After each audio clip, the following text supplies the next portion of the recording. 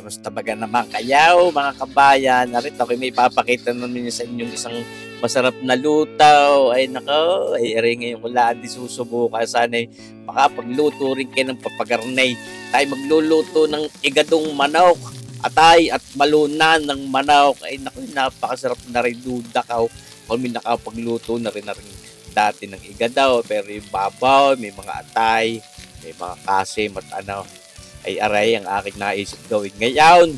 Ako'y naghalbos ng atay baluna ng ng manok na yan. At ating ipiniprito muna na pag inuna natin yung balon. Tapos itong ating mga atay ng manok. Tao para pag ating ginawang igado mamaya, hindi siya maduraw, hindi malubsak. Sauce ay talaga namang ay napakasarap din ng igadaw. At may mga nagre-request din nga ako magluto kahit naman ako may naipakita na dati. Ay ngayon, ay dito ang aking naisipang luto ay igadong atay baluna ng manaw. Ay sauce marsipaw kabakay, napakasarap nito. Ngayon, kaya natin piniprito muna ng papagayan ng mga kabayan ay di para mawala na rin nga yung lansa at sinihalbos na rin natin. May timplang karikit na paminta at asin. At tapos ngayon, para nang sa ganun ay masir natin at kanay hindi malubsak pag ating ginawa ng igadaw, lalo yung atay. Ngayon, dinagdagan natin ng karikit na mantika para maganda ang pagkakapagprito natin. Ayan, kita nyo ba guys? Para pwede na. Ay, huwag na ito lao. Marsi po ba? Tunay na mga pwede na rin nga naman rin pang ulam eh. Sabi pa, igadaw. Ay, siyempre naman, ang ating menu ngayon. Ay, sana ay mapanoorin nyo ng tugari mga kabayan. At talaga namang ari masasabi ko sa inyo, makurbahan ninyong masubukan nyo din magluto ng garnay. Ay napakasarap ho, sabi ko sa inyo. Ay di siyempre ngayon, ating hahanguin na yan. At yan po, babango-bango na din yan mga kabayan. Tapos tayo magsasangkot siya naman tayo ngayon lang. Siyempre, ang ating mga pampalasa sa ating igadaw. Naglagay na ulit tayo ng mantika dyan sa ating magic cooknet. Ipiprito rin naman natin muna pala itong mga dibdib, yung chicken breast na yan, pitso ng manok. Naisipan ko rin palang samahan ng papagayan niya. Ito pong malimutan. Kaya naman hoy, karikitlaan ding oras nating ipiprito di. Para marami-rami din at nang maraming makalantak. Ay di tatawagin natin yung igadong manok. Ayan, paano may laman na ngayon. Kanina tayo balunong pala. May laman na. Ay di tawagin natin igadong manok. Kung gusto man nyo detalyado, igadong atay baluna ng manok at pitsaw. Ay, pwede rin. Hindi magaw, mga kabayan. Sari-sari si kabayo, sir Bo. Ay, tulad na sinabi ka, pakakaangangin niyang ating chicken breast na yaan. Tinanggan na ho natin mga pinagbutuhan niyan, mga kabayan. Siyempre naman, matigas yun ay. Yan ho. Ngayon, lalagyan uli natin ng mantikang karikit siya at baka isang kutsara at kalahati. At ngayon tayo magsasangkot siya ng ating mga pampalasa. Hindi mawawala. Una na itong ating bawang na ito. Yan. Naggayat ako ng mga 3 piraso, 4 bagayan. Ay talaga napakabango niya. Hindi makakalapit ang aswang. Sauce marsipaw. Masarap-sarap din pong mas marami.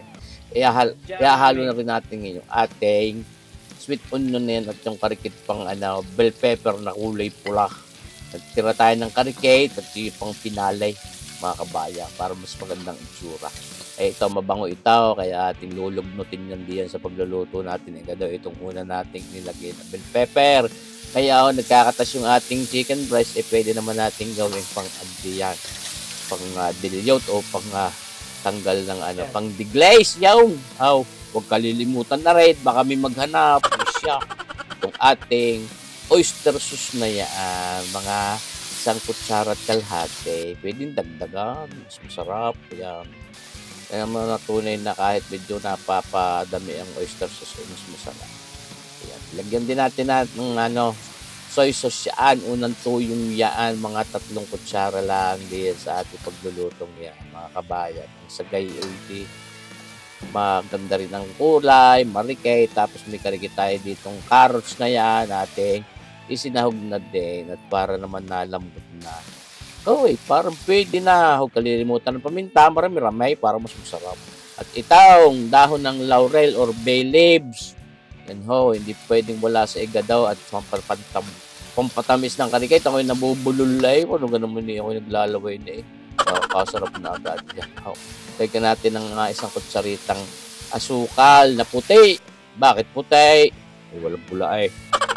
Tapos lagyan din natin karikit na tubig para madiglaze natin. Hindi magtog. Sinahog na rin natin ngayon yung ipinarito natin. At ay balon ng manok. Ulitin ka. Yan ay inihalbos natin ha. Mga kabayan. At so, nakikita nyo baga, karikit na lang itsura, taklubay, at tuloy na para lumambot. Ayun. Pero babalik eh, huwag ko babaya at pag nasunugan, papait, sa mga may pait ng pag-ibig, mga kabayan. And how, taas ngayon, ilalahok na natin yung ating chicken breast na yan, o pitso ng manok. Big Dave! Di bagahaw mga kabayan. Jadi kaunting oras na rin lang mapapaluto diyan para hindi yumapay ang ating chicken breast na yan. Talaga namang sa halo-haloin din nyo lang ng papagayan yan. Huwag papagayaw mga kabayan. Siyempre, diba? Pagka papagayaw, papagayan dapat. Nilagyan natin ngayon ng karikit na sabaw para naman may maihapla sa kanin. Gusto nyo dagdagan nyo pa, pero itong ating ginawang igadong ito, gusto ko medyo paiga. Mas masarap concentrated ang flavor ng ating igadong manok. Yan ho, at ito, pamparikit lalo ng kulay, lalagyan natin ng mga isang kutsara at kalahating black caramel na yan. Walang lasa yan, walang amoy. Pampaganda at pamparikit lang ng kulay iyan, mga kabayan. Kaya hindi ho yan kumbaga ay lalong nagmumukhang enticing at masarap ang ating pagkain pag matingkad ng kulay. At ito, sasawag na rin natin itong ating green peas na ito. Yan ho yung mga nasa dilata. Kung may mabibili kayo sa palengking sariwa, yung hindi pa nakalagay sa dilata, mas maganda ho kung tutusit yung berde. Yan. Ngayon, itong tinira nating bell pepper kanina, sabi ko nga pang pinalay, pampaganda itsura para little na ito pa rin yung kulay niya. Yan, inilahok na rin natin ngayong pahuli. At ito, optional naman. Malagyan ninyo hindi, depende sa inyong gusto.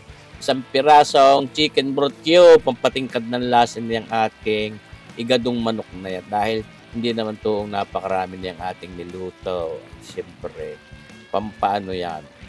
Pampatingkad ng lasa ng manok. Siyempre naman, mga kabayan, para masarap. Pero ako nga, kung gusto nyo maglagay ay pwede. Kung ayaw nyo maglagay ay huwag.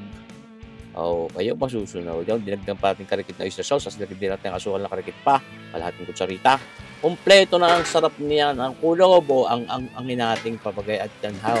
Dinagyan ko pa ng karikit na sabaw para nga may sarsa din karikit. At baka naman maghanap yung aking bunsong si Kabayan Prit. Gusto niyo may sabaw-sabaw na iihapla sa kanin. Pero palalaputan natin yung binanaw kong isang kutsara, kulang isang kutsarang cornstarch. Ayan, pampatingkad, pampatik, pampakapal ng ating sarsa o pampalapot ng karikit. Yan how, iti baga malapit na sa katotohanan yung ating igadong manok, igatong atay balunan at pitso ng manok. Yun, binitalye natin. Ayos na, luto na, ating papatayin ng apoy. Yan. At ayun, makikita nyo utay-utay nang magsusubside yung putong niyo. Ayan. Luto na ang ating igadong manok. Ay, napakasarap. Pero akin pinakutuan pa rin ang karikit para may drama dahil nalimutan ko ng close-up. Hanapoy. Yan yung bagay yan. Sarap na ikukuto-kutong papagayaan. Nasulak-sulak ng sarap. Yan, bibidyohan na galang yan. Nice, marasi pa pasal na ay talaga naman tuloy pa rin nga ating binagawa ng karikit na drama, mga kabayan. At yan na nga, luto na natin na sa ating mangkok na yan. At handa nang mapahaplas daon sa hapag ng lantakan ni Kabayan doon sa Cubao. Kung saan man mapahaplas yan sa hapag ng lantakan. Ito na nga, lalanta ka na. Kita nyo ba gayaan, mga kabayan? Pagkagar na yung pang-ulam ay siya. Hindi ka na pa-only rice. Aw, di ba gahaw? Ay, naasbuk-asbuk kayo. Yung bell pepper na yun, mamang-mangaw. Matalap-talap ang lasa at talaga naman pagtanggal umay yung ating bell pepper na yung kulay pula. Yan, yun, may mga green peas na papagayan pa. Lantakay! Sus Marsipaw, tawaray! Shoutout sa inyong lahat ng mga nanunood. Di ko nalamay sa isa kung sino isa shoutout ko. Sa dami nagpapa-shoutout para walang kainggitan sa inyong lahat na mga nanunood nitong ating mga videos ay shoutout sa inyo. Iyan. Lantak na kayo. At yun ay talaga namang panalong-panalo. Sana'y makasubok din kayo magluto ng papagarnay. Maraming salamat sa inyong panonood mga kabayan. Mabuhay tayong lahat. God bless!